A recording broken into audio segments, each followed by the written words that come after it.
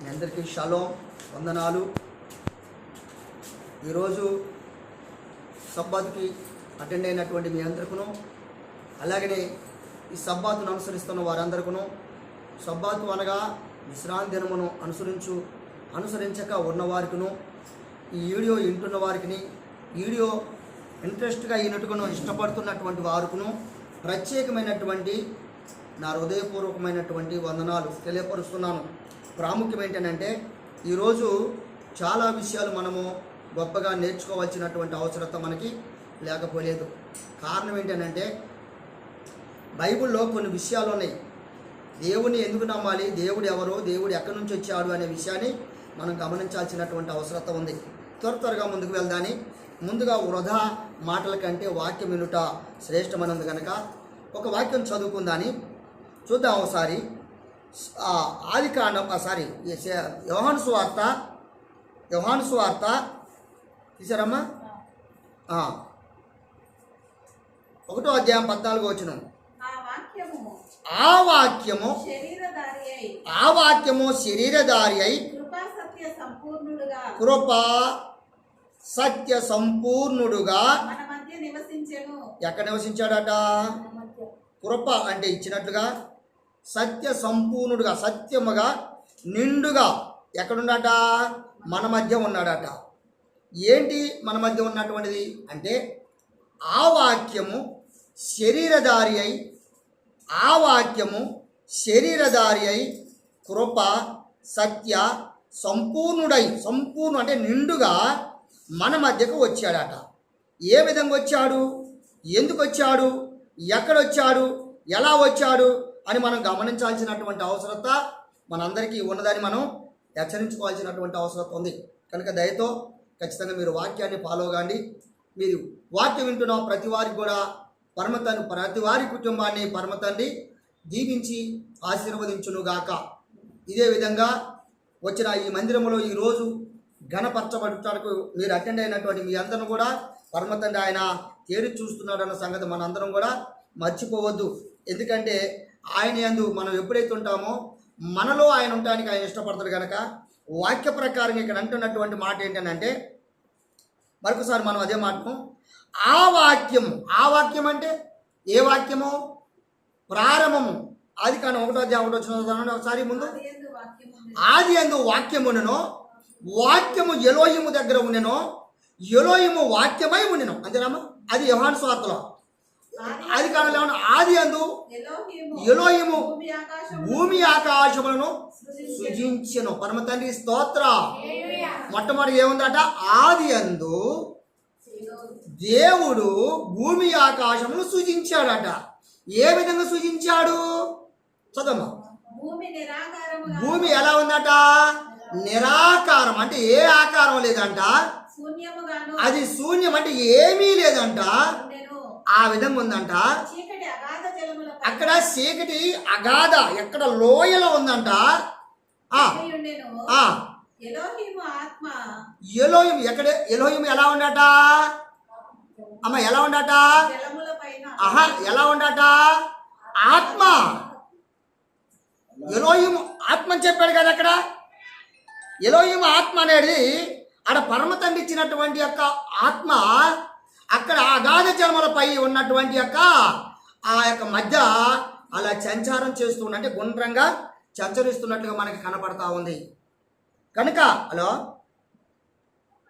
కనుక ఏది ఏమైనా మనం గమనించాల్సినటువంటి ఆలోచన, గ్రహించాల్సినటువంటి ఆలోచన మనకి లేకపోలేదు. కారణం ఏంటంటే ఆయన ఏం చేశాడు?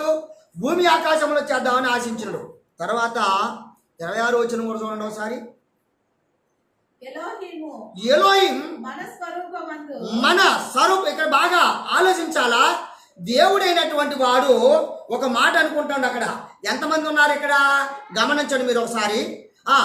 దేవుడు మన స్వరూపమందు మన పోలిక చొప్పున నరులను చేద్దాం. పరమ తండ్రికి స్తోత్రం. ఇక్కడ ఆగుదాయి. ఒక మాట ఎప్పుడైనా గమనించాల్సినటువంటి ఆలోచన ఏంటి అంటే పరమ తండ్రి ఏమని చెప్తుండే ఇక్కడ అంటే మనము అక్కడ పరమ తండ్రి చెప్పాడు ముందు సూర్యచంద్రులను, భూమిని, ఆకాశమును, సూర్యచంద్రులను, సర్వ సమస్తమును ఆయన సృజించిన తర్వాత ఆయన ఒక ఆలోచన ఆలోచించాడట. ఏమని? మన రూపము కలిగినటువంటి యొక్క నరుని చేద్దాం ఫస్ట్. ఎంతమంది ఉన్నారు ఇప్పుడు అక్కడ? ఒక్కరైతే కాదు కదమ్మా. అమ్మా ఒక్కరున్నారా? కాదు. అక్కడ ఎంతమంది ఉన్నట్టుగా ఉంది? ఇద్దరు లేక అనేకులు కదా. అంతకంటే ముందు మనం ఒక వాక్యం చదువుకున్నాం. పోయినటువంటి యొక్క వీడియోలో ఏం చెప్పుకున్నాం? దేవదూతలు పరిచర్య ముందు చేశారు అంటే ఇప్పుడు అక్కడ ఉన్నటువంటి వారు దేవుని దూతలు కూడా కొందరు ఉన్నారని మనకు అర్థమవుతుంది. దూతల కంటే ప్రథమంగా ముందు ఒక ఆయన చేయబడ్డటువంటి ఒక వ్యక్తి ఉన్నాడు. ఎవరైనా ఆయన? సామెతల గ్రంథము 8వ అధ్యాయము 22వ వచనం. సామెతల గ్రంథము 8వ అధ్యాయము 22వ వచనం చూడండి ఒకసారి. పూర్వకాలమందు తన సృష్టి ఆరంభమున తన కార్యముల అన్నిటిలో ప్రథమైన దానిగా హల్లెలూయా యావే నన్ను కలుగజేసిన. ఎవరినంటండి ఈ మాట? ఎవరి గురించి ఎవరు చెప్తున్నారు ఈ మాట? సామెతల గ్రంథము 3వ అధ్యాయము 19వ వచనం చూడండి. జ్ఞానము వలన యావే భూమిని స్థాపించెను, వివేచన వలన ఆయన ఆకాశ విశాలమును స్థిరపరచును. ఆయన తెలివి వలన అగాధ జలములు ప్రవహించుచున్నవి, మేఘముల నుండి అబ్బో పరమ తండ్రికి స్తోత్రం. ఇక్కడ మొట్టమొదటిగా అనేక రకరకాలుగా ఆయన స్థాపించినటువంటి విధానం మనకు కనపడతా ఉంది కదా. ఈ అన్నిటికంటే ముందు ఒక ఆయన చేసాడట. ఎవరు ఆయన్ని చూద్దాం ఒకసారి. ఫిలిప్పీలకు రాసినటువంటి పత్రిక 2వ అధ్యాయము త్వరగా పోదాను మనం వాక్యములకి. తీసారమ్మా? 2:6 వచనం. 2వ అధ్యాయం 6వ వచనం. ఆయన దేవుని స్వరూపము కలిగి ఉన్నవాడై ఉండి ఎలోహిముతో ఎలోహిం అంటే దేవునితో సమానంగా ఉండుట ఏంటట? విసిపెట్టకూడదనే భాగ్యమును ఎంచుకొనలేదు గాని. ఇది బాగా గమనించాలి. మనుషుల పోలికను ఉండి దాసుని స్వరూపము ధరించుకొని హల్లెలూయా తనకు తానే యుక్తునిగా చేసుకున్నాడట. అంటే తనకు తనే యుక్తునిగా అంటే ఏంట్రా అమ్మా? చూడండి, ఆయన సర్వాధికారి అట అక్కడ. అవునా కాదా? దేవుడు ఎలా ఉన్నాడట? వాక్యాన్ని బాగా గమనించాలి మీరు. దయతో వింటున్నటువంటి మీరుగా కూడా, ఇక్కడ మందిరంలో కూర్చున్న వారే కాక వీడియో వింటున్నటువంటి వారుగా కూడా మరొకసారి మీకు మన సంపూర్ణ హృదయంతో మీకు చెప్తున్న మాటలు ఏంటంటే, ఇది సంజయరావు వీడియో అని మాత్రం అనుకోవద్దు. దేవుని యొక్క వాక్యము. ఈ వాక్యములో జీవం ఉంది, ఈ వాక్యములో స్వస్థత ఉంది, ఈ వాక్యములో శక్తి ఉంది, ఈ వాక్యములో మార్పు ఉంది, ఈ వాక్యములో మిమ్మల్ని అన్ని రకాలుగా కలిగించే జ్ఞాన వివేకములు ఉన్నాయని మనం గ్రహించాల్సినటువంటి అవసరత మనకి ఉన్నదనే సంగతి మర్చిపోవద్దు దయతో. అందుకొరకే సంపూర్ణంగా మీరు వినటానికి ప్రయత్నం చేయండి. వాక్యములో ఏమైనా తేడాగా అలా మీకు అనిపిస్తే వెంటనే నాకు ఫోన్ చేయండి. నా ఫోన్ మీ అందరికీ తెలుసు కనుక, నెంబర్ తెలుసు కనుక మీ అందరి వాడను, మీ అందరిలో ఉంటున్నాను. ఎనీ టైం ఎక్కడ మరి ప్రతి వారి చోట నేను ఒంటరి కనపడతాను, వస్తున్నాను. కనుక మీకు తెలవనంటు వారు నేను తెలవనంటు వారు మీకు ఎవరు లేరు కనుక దయతో తెలిసిన వారు నన్ను ఫోన్ చేసి సంప్రదించండి. ఏమన్నా విషయాలు ఉంటే తెలుసుకుందాం, నేర్చుకుందాం. ఇంకా దైవ ఆశీస్సులు మనం పొంది ఆశీర్వాదం పొందుతాం. ఇక్కడ ఏమంటే అమ్మా, ఇక్కడ ఆయన ఎలోహిము స్వరూపము కలిగిన వాడై, ఇక్కడ ఆగదే ఒకసారి. ఆయన దేవుని స్వరూపము కలిగిన వాడే. ఎవరాయనైనా యెహోవా మెస్సియా అంటే యోహాను సువార్త ఒకసారి చదవండి, 1వ అధ్యాయం 1వ వచనం నుండి. ఆది యందు వాక్యము ఉండెను, ఆ వాక్యము ఎలోహీమై ఉండి, ఆయన ఆది మొట్టమొదటిగా ఉండి ఎలోహిము యొద్ద ఉండెను, సమస్తము ఆయన మూలముగా కలిగెను, కలిగి ఉన్నది ఏది ఆయన లేకుండా కలగలేదు, ఆయనలో జీవం ఉండెను. హల్లెలూయా. ఆ వెలుగే యెహోవా మెస్సియా. ఆయన చేయబడవాడా కాదా? ప్రథముడుగా చేయబడ్డటువంటి వ్యక్తేనా? అంటే దాసుని రూపంలో ఆయన రిక్తుడిగా ఏర్పాటు చేసుకున్నటువంటి వాడు వాక్కు రూపంలో వచ్చాడు భూమి మీదకి. వచ్చాడా రాలేదా?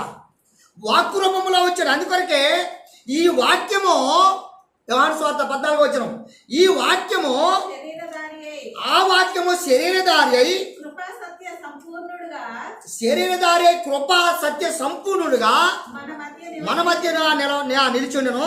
తండ్రి వలన కలిగిన, ఇక్కడ ఎవరండి, ఎంతమంది ఉన్నారండి? అంటే అద్వితీయ అంటే మొదటివాడు తండ్రి, రెండోవాడు కుమారుడు. అంటే వెలుగుగా ఉన్నటువంటి ఆత్మ, శరీరము, ఆ వాక్కు ఆకారంలో వచ్చిన కుమారుడు, ఇద్దరు ఒకటా వేరువేరా? ఒకటా వేరువేరా? ఒకడే. దయతో గమనించాలి మీరు. త్రియేక దేవ అనేవారు కొందరు, ఏకదేవుడు అని చెప్పేవారు కొందరు, ఎడదీసి అనేక రకరకాలుగా వాడుతున్నటువంటి వారు కొందరు. మనం అందరంగా కూడా ఒకసారి వాక్యాన్ని పరిశీలించాల్సినటువంటి అవసరత మనకు లేకపోలేదు. ప్రియమైనటువంటి నా సహోదరి సహోదరులారా, గమనించండి. తండ్రి ఆత్మ, అవునా కాదా? ఆత్మ వేరా? తండ్రి అయినా ఎలోహిము ఆత్మే, కుమారుడైనటువంటి యెహోవా కూడా ఆత్మే కాదా? కొరింథీలో ఉందా మాట, కుమారుని ఆత్మని. అంటే ఈ వాక్కు ఆకారము ఆత్మ మొదటిదే, వేరు కాదు. కుమారుడు ఆత్మ వేరు, తండ్రి ఆత్మ వేరు, పరిశుద్ధాత్మ వేరు. అది తప్పుడు బోధ, తప్పుడు ప్రచారం. బైబిల్లో కొన్ని విషయాలు కనపడవచ్చు, గ్రహించాల ఫస్ట్ మొట్టమొదటిగా. అందుకే చాలామంది మన ప్రశ్న రూపంలో అడుగుతున్నారే తప్ప ప్రశ్నకు మనం జవాబుదారులుగా ఉండడానికి సరైన వాళ్ళు కాదు. ప్రశ్న జవాబు చెప్పేవారిగా ఉండాలి తప్ప వేరొకటి కాదు. అందుకొరకే ఇక్కడ అంటున్నటువంటి మాట ఏంటట ఫిలిప్పీయులకు రాసిన పత్రికలో, కావున ఫిలిప్పీయులకు రాసిన పత్రిక 2వ అధ్యాయము 1వ వచనం, కావున ఇసేరామా ఎక్కడ ముందు చెప్పినటువంటి కరెక్టే. ఎలోహిము స్వరూపము, చదువు ఎలోహిము స్వరూపము ఆయన స్వరూపము కలిగిన వాడై ఉన్నట్టు వాక్కు అంటే యెహోవా మెస్సియా అనగా ఆయనే శరీరధారిగా వచ్చినటువంటి వాడు. ఆయన పేరు ఇమానుయేలు. తర్వాత ఎలోహిముతో సమానము, ఏ మాత్రం తేడా లేదు. ఇప్పుడు ఇద్దరా వీరు సమానముగా ఉండుట విడిచిపెట్టకూడదు భాగ్యమని ఎంచుకొనలేదు గాని, నేను కూడా అంత గొప్పవాడిని, నేను కూడా అంత ఇది, నేను పలానా అని ఆయన ఎంచుకోలేదు. కారణం ఏంటంటే ఆయన వేరు కాదు కనుక. తర్వాత మనుషుల పోలికగా, ఇది ఫస్ట్ మాట, మనుషుడి యొక్క రూపమును ధరించి దాసుని స్వరూపమును ఆయన సర్వాధికారి అయినటువంటి యొక్క ఎలోహిమై ఉండి లోకములో ఎలా వచ్చాడట? ఏమీ లేనటువంటి సాధారణమైన దాసుడు రూపాన్ని ధరించాడట. పరమ తండ్రికి స్తోత్రం. అందరూ నోరున్నటువంటి వారు మనందరం ఏం చేయబడ్డాడట? దాసుడు రూపం ధరించాడట. అదే మహిమ కలిగినటువంటి వాడు శక్తిమంతుడని ఇక్కడ చూపవచ్చు కదా? కాదు. ఎలా వచ్చాడట? దాసుని స్వరూపం అంట, దాసుని రూపం అంట. చూడండి, అదే ఫిలిప్పీయులకు రాసిన పత్రిక 2వ అధ్యాయం 1వ వచనం చూడండి. కావున మెస్సియానందు ఏ హెచ్చరిక అయినను, ప్రేమ వలన ఆదరణ ఆయనను ఆత్మయందు ఆత్మయందు ఏ సహవాసమైన ఏ సహవాసమైనను ఏ దయారసమైనను వాత్సల్యమైనను ఉండని ఉండని వెడల ఉన్న ఎడల మీరు ఏక మనసులు ఒకటే, వేరు వేరు కాదు, ఏక మనసులగునట్లుగా ఏక ప్రేమ కలిగి ఏక భావము గలవాడై ఉండి ఒకదాని అందే మనసుంచుచు నా సంతోషమును సంపూర్ణము చేయుడి పరమ తండ్రి స్తోత్రం. ఎలా ఉండాలట? ఎలా ఉండాలి? ఏక మనసు, ఏక హృదయము, ఒక్కరిగా ఉండాలి. ఇక్కడ ఎంతమంది ఉన్నారు? కోకోలుగా ఉన్నారా లేరా? కోకోలుగా. ఇప్పుడు మనం ఎవరు? ఇది ఎవరు వారు అంటే దాసులు స్వరూపము పొందినటువంటి ఆయన స్వరూపము గల వారమై ఉండి ఆయనలో మనం ఒక్కరుగా ఉన్నటువంటి వారము. అవునంటారా కాదంటారా? కనుక అలా ఉండవలసినటువంటి మనము ఏక ప్రేమ కలిగినటువంటి వారమై ఉండాలి తప్ప రకరకాల ప్రేమ గల వారమై, రకరకాల మనసు గల వారమై, రకరకాల భావము ఆ క్రియారూపములు కలిగినటువంటి వారమై ఉండుట సరైంది కాదు. పరమ తండ్రి శక్తిమంతుడు. ఆ శక్తి మనుషులకి ఇచ్చాడా లేదా అమ్మా? ఆయనకున్నటువంటి శక్తి రిక్తులుగా ఎంచుకున్నటువంటి కుమారుడు రూపం దాల్చకపోతే మనకు అసలు రుజువే లేదు. ఉందంటారా? ఆయన ఎవరు రూపంలో వచ్చాడట? మనిషి రూపంలో తాల్చుకున్నాడట ఆయన. అవునా కదా? మనిషి రూపాన్ని తాల్చుకున్నాడట అంటే ఏర్పాటు చేసుకున్నాడట. అందుకొరకు ఇప్పుడు ఈయన మనుషుడా? ఇప్పుడు ఈయన మనుషుడా? కనుక చూద్దాం ఒకసారి. యెషయా గ్రంథము తీసారమ్మా? 7వ అధ్యాయము 14వ వచనం చూడండి.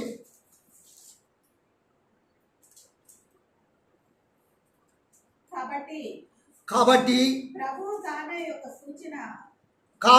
ప్రభు తానే యొక్క సూచన మీకు చూపును. ఏంటట? సూచన, సూచక్రియ. ఆలకించుడి. కన్యక గర్భవతి అయి కుమారుని కని హల్లెలూయా. ఈయన ఎవరిలో వచ్చాడు? ఇప్పుడు కన్యక గర్భంలోకి వచ్చిండు. మళ్ళా అక్కడ దాసుని రూపంలో ధరించాడు. ముందుగా చెప్పుకున్న ఆయన ఎలా ఉన్నాడు? శరీరాన్ని ఆకారము ఏర్పాటు చేసుకుంటూ. అవునా కాదా? శరీర ఆకారాన్ని ఏర్పాటు చేసుకుంటూ తర్వాత దాసుని రూపాన్ని ధరించుకున్నాడు. అంటే మానవ రూపాన్ని ధరించుకున్నాడు. తర్వాత మానవ రూపాన్ని ధరించుకున్నటువంటి వాడు మానవుడిగా జన్మించాలి తప్ప మానవుడిగా భూమి మీద ఆకాశం నుండి ఊడిపోవటం కాదు. శరీరధారి కదా, శరీరం నుంచి రావాలా వద్దా? అందుకు శరీరధారి కనుక ఆయన అంటాడు కాబట్టి ప్రభు తానే గమనించాలి. ఇక్కడ ఒక మాటని ఆయన వేరు చేశాడా? శరీరం వేరే చేయాలని అనుకున్నాడా? శరీరంలో కుమారుడు కలిగించాలని అనుకున్నాడా? కుమారుడు వేరు పుట్టించాలని అనుకున్నాడా? తానే ఒక సూచక్రియగా మార్చుకున్నాడు. ఆయన మార్చబడ్డాడు. అక్కడ తానే యొక్క సూచన మీకు చూపును. ఆయన ఏమైనాడట? అలంకరించుకొని కన్యక గర్భవతి అయి కుమారుని కని అతనికి ఇమ్మానుయేలు అని పేరు ఆయనకి నామకరణం చేశాడట. పరమ తండ్రికి స్తోత్రం. ఈయన ఎక్కడున్నటువంటి వాడు ఎక్కడికి వచ్చాడు? ఏ విధంగా ఉన్నటువంటి వాడు ఏ విధంగా వచ్చాడు చెప్పండి. ఇప్పుడు ఫస్ట్ మొట్టమొదటిగా ఎలా ఉన్నాడు? ఆత్మరూపంలో ఉన్నాడు. మంచి మాట చెప్పారు తల్లి మీరు, నిజంగా. అయ్యా ఏ విధంగా ఉన్నాడు? అయ్యా ఆత్మరూపంలో ఉన్నాడు. తర్వాత ఎలా వచ్చాడు? వాక్కు రూపంలోకి వచ్చాడు. అంటే ఆకారం దాల్చుకున్నాడు. తర్వాత ఎలా వచ్చాడు? మనిషి రూపము మనిషి ఆకారములో దాసుడిగా వచ్చాడు. ఆ దాసుడిగా ఎలా వచ్చాడు? కన్యక గర్భము నుండి కుమారుడిగా వచ్చాడు. ఆయనే భాషాంతరం యాషువా మెస్సియా. ఈ లోక రక్షకుడు, లోకాన్ని రక్షించగలిగినటువంటి వాడు, లోకాన్ని సమస్తమును సృజించిన వాడు, లోకాన్ని సమస్తమును వేలని వాడు, లోకమును సర్వం మృతుల్లో నుండి ఆయన సజీవులుగా ఏర్పాటు చేసుకున్నట్టుకును సజీవుడు, ఆయనే జయశాలి, ఆయనే దేవాది దేవుడు. అవునంటారా కాదంటారా? ఎందుకు మీరు నోరు మౌనం అన్నారు? స్తోత్రం చెప్పడం కానీ హల్లెలూయా చెప్పడం అని కానీ ఉండదా? కనుక పరమతాన్ని చెప్పినటువంటి మాటను బట్టి చూడండి ఒకసారి. అదేవిధంగా 15వ వచనం కూడా చదవండి. యెషయా గ్రంథంలో 7వ అధ్యాయంలో, కీడును విసర్జించుటకును మేలును కోరుటకును అతనికి తెలివి వచ్చినప్పుడు అతడు ఏందట? ఎవరి గురించి చెప్తున్న ఈ మాటలు? యోహానండి, బాప్తిసించేటువంటి యోహాను. అర్థమైందా మీకు? కనుక ఏది ఏమైనా గమనించాల్సినటువంటి అవసరం ఉంది. అదేవిధంగా 1 తిమోతిలకు రాసిన పత్రిక చూద్దాం ఒకసారి. త్వరగా వెళ్ళిపోదాయి, సమయం గతిస్తుంది కనుక. 1 తిమోతిలకు రాసినటువంటి పత్రిక 3వ అధ్యాయము, 1 తిమోతిలకు రాసిన పత్రిక 3వ అధ్యాయము 16వ వచనం. 3:16. బాగా గమనించాలి మాటల వాక్యం, గమనించండి మీరు ఇక్కడ.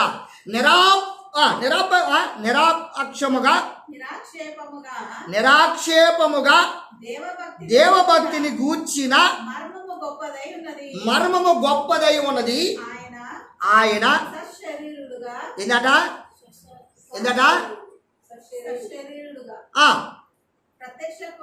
ఆయన శరీరుడుగా ప్రత్యక్షమాయను, ఆత్మ విషయమున నీతిపరుడని. హల్లెలూయా. ఎన్ని విధాలుగా వచ్చిందమ్మా ఇక్కడ?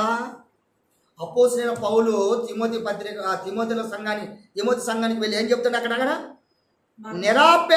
నిరాక్షేపముగా దైవభక్తిని గూర్చిన మర్మము గొప్పదైనదని ఆయన శరీరుడుగా ప్రత్యక్షుడా ఆయను.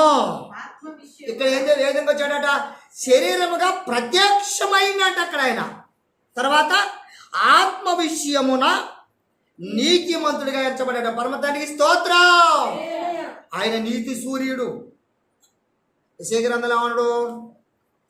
మనకో శిశువు పుట్టెను, ఆయన భుజం మీద రాజభారం ఉండెను. ఆయన ఏమైనాడట? బలవంతుడైన దేవుడు అంట, నిత్యుడగు తండ్రి అట, సమాధానకర్తగా అధిపతి అంట. ఇలా ఇన్ని విధాలుగా ఆయన చెప్పినటువంటి వాడు. ఆయన ఎలాంటి వాడట? శరీరధారి, శరీర ఏకపురుషుడు, ఏకమహిమ కలిగిన వాడు, మహాశక్తిమంతుడైన మహాదేవుడు. ఆయనే యెహోవా మెస్సియా. చదువురా. ఆత్మ విషయమున నీతిపరుడని తీర్పునందెను. దేవదూతలకు కనబడెను.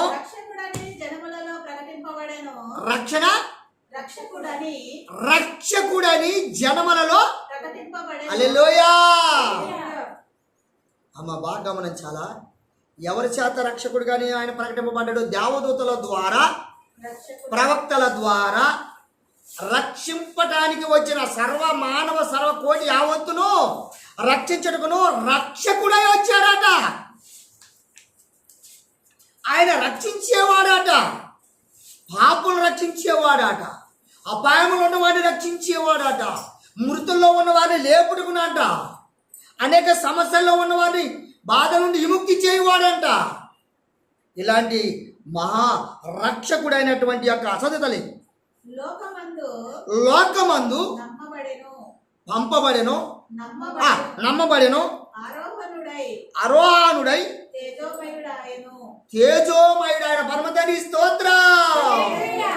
ఏం చేయబడ్డాట? మనిషి రూపంలో వచ్చాడు, వాక్కు రూపంలో వచ్చాడు, తర్వాత మనిషి రూపాన్ని దాల్చుకున్నాడు, తర్వాత కన్యక గర్భం నుండి పుట్టాడు, లోకమునంతటా రక్షించడానికి వచ్చాడు. ఆ రక్షకుడైనటువంటి వాడు మనుషుల చేత అపరాధి అనిపించుకొని, మనుషుల చేత పట్టబడి కొట్టబడి చంపబడి మరలా తిరిగి శరీరాన్ని పూడ్చిపెట్టడానికి ఆయన సమాధి చేయబడిన తరువాత ఆయన ఏ విధంగా వచ్చాడట? ఆత్మరూపములో అరోహానుడై ఏమై వచ్చాడట? తేజోమయుడయ్యాడట. తేజోమయుడు అంటే మహిమ. తేజో అంటే క్రాంతి గలవాడై మొట్టమొదటి యొక్క రూపం ఎలాంటి రూపం అయింది? వెలుగు. ఆ వాక్యము వెలుగు, అవునా కదా? ఆ వాక్యము శరీరము, ఆ వాక్యము మానవ అవతారము, ఆ వాక్యము మానవ. ఆయన ఏ విధంగా వచ్చాడట? దాసుడు రూపము, మహిమ కలిగిన వాడు, మహాదేవుడు. ఆయనకి ఎన్ని విధాలుగా చెప్పాలనుకుంటున్నారు, ఎన్ని విధాలుగా వినిపించాలనుకుంటున్నారు, ఎన్ని విధాలుగా మనం నేర్చుకుందాం అనుకుంటున్నారు. దయతో గమనిస్తున్నారా? నిజంగా మనం కొద్దిమంది అయినను మనకి సాధారణమైన సందూరం అని చెప్పుకోవచ్చాము, కానీ నన్ను గురించి మాత్రం వద్దు. నేనెవరిని? పొట్టు కంటే ఈయను. నేనెవరిని? పొట్టు కంటే ఈయను. నా పరమ తండ్రి యొక్క వర్తమానం అనగా ఆయనకి నేను ఒక సాక్షిని, ఆయన ఒక స్వరాన్ని, నేను ఆయన యొక్క ఘనతను గురించి ప్రకటన చేయడానికి వచ్చిన ఒక దూతను, మానవ రూపాన్ని ధరించుకున్న ఒక మనిషిని. నేను పాపపు వెచ్చలో పుట్టిన వాడిని, నేను పాప యొక్క జీవితంలో జీవిస్తున్నటువంటి వాడిని. కానీ ఏం ధరించుకోవాలా? మహిమ, తేజో మహిమను ధరించుకోవాలన్నట. మహిమ కలిగినటువంటి వారే ఉండాలన్నట. కనుక ఇప్పుడు మనం భూమి మీద ఎలా ఉన్నారు? ఇప్పుడు ఒకసారి చూసుకోమ్మా, చూద్దాం ఒకసారి. 1వ యోహాను పత్రిక చూసారా? 1వ యోహాను పత్రిక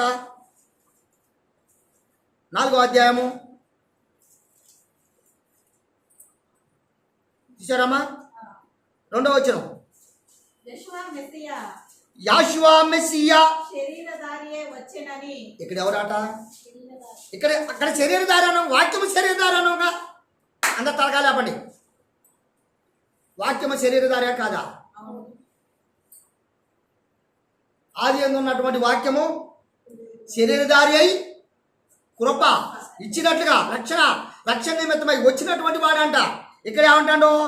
యాషువా మెస్సియా శరీరధారి అయి వచ్చెనని. ఏ ఆత్మ ఒప్పుకొనునో, బాగా గమనించాలి. ఇక్కడ ఏ ఆత్మ అయితే ఒప్పుకొనునో అది ఎలోహీము సంబంధమైనది. ఎలోహిము సంబంధమైనటువంటి వారు వీరు. ఏ ఆత్మ యాషువను ఒప్పుకొనరో అది ఎలోహీము సంబంధమైనది కాదు. అది పరమ తండ్రి ఏర్పాటు చేసినటువంటి సంబంధము కానే కాదు. పరమ తండ్రికి స్తోత్రం. ఇదండి మనము ఆ చదువుతాలి, పూర్తి చదువు. దీనిని బట్టి ఎలోహిము ఆత్మను మీరు వెరుగుదురు. మెస్సియా విరోధి ఎవడాటీడు? సాతాను విరోధి. మెస్సియా విరోధి ఎవడు?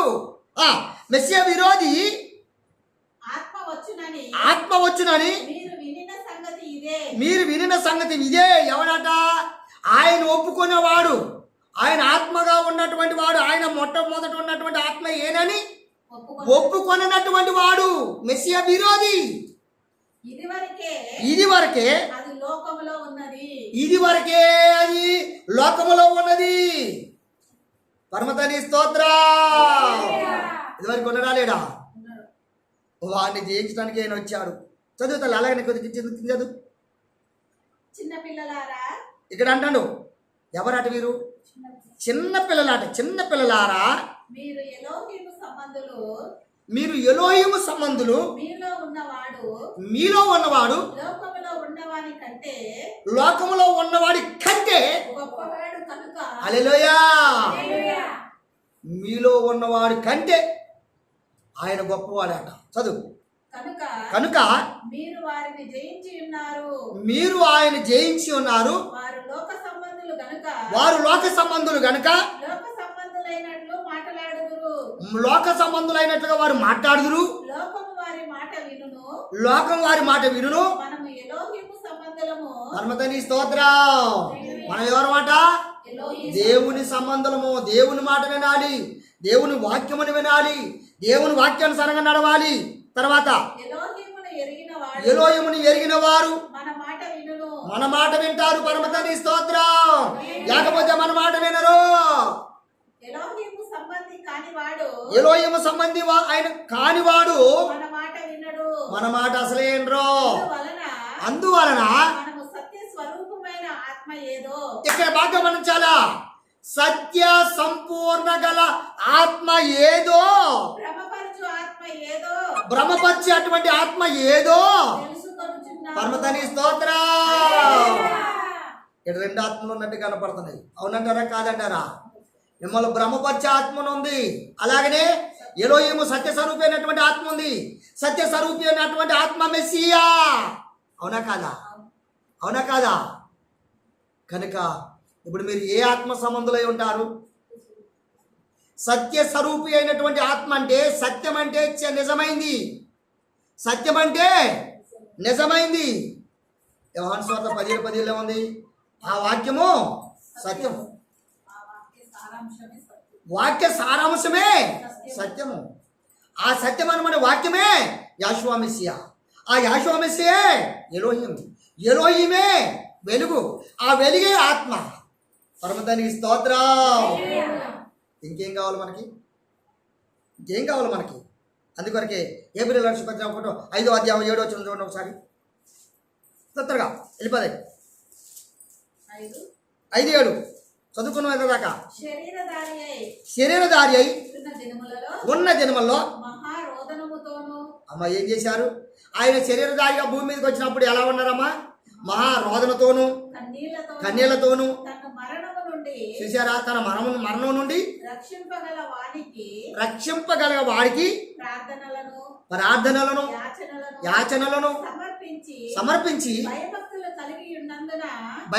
కలిగి ఉన్నందున ఆయన అంగీకరింపబడెను. హల్లెలూయా. ఇప్పుడు ఎవరిని ప్రార్థన చేయాలి? ఇప్పుడు మనం ఆయన కుమారుడై ఉండియు ఇక్కడ ఆగుతాయి. ఆయనే కుమారుడై ఉండియు తాను పొందిన శ్రమ వలన విధేయతను నేర్చుకొనెను. హల్లెలూయా. ఇప్పుడు మనందరం ఏం నేర్చుకోవాలట? విధేయత, నీతి అనుసరించుట. అవునా కాదా? వాక్యములను ఇంకా వివరించడానికి ఒక్కొక్క మాటను విభజించి తీసి చెప్పడానికి నాకు సమయం లేదు కనుక దయతో మరలా వాక్యాన్ని విని మీరు ఆత్మీయ మర్మాన్ని గ్రహించి మీరు ఎలోహిము యొక్క సంబంధులుగా మనందరంగా కూడా ఆ రక్షకుడు రక్షణ నిమిత్తమై వచ్చిన ఆ రక్షణ యొక్క రక్షణకర్తయగు తనవాడిగా మనము ఎంచబడినట్టుగా మనము లోకములో మనం రుచిపరచబడటానికి మనము ఉన్నామని గ్రహించాల్సినటువంటి అవసరత మన అందరి మీద లేకపోలేదు. జాగ్రత్త. అవునంటారా కదా? అందుకొరకే ఒక మాట చూడండి, తీతుకు రాసిన పత్రిక 2వ అధ్యాయం 13వ వచనం కూడా చూడండి తొందరగా చూడమ్మా ఒకసారి. నిర్మలమ్మ, తీతుకు రాసిన పత్రిక అనగా